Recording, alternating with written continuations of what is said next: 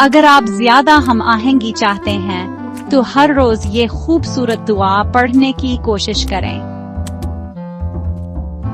ربنا ہب لنا من ازواجنا وذریاتنا قرۃ اعین واجعلنا للمتقین اماما۔ اس کا مطلب ہے، اے ہمارے رب، ہمیں اپنی بیویوں اور اولاد سے آنکھوں کی ٹھنڈک عطا فرما اور ہمیں پرہیزگاروں کا پیشوا بنا۔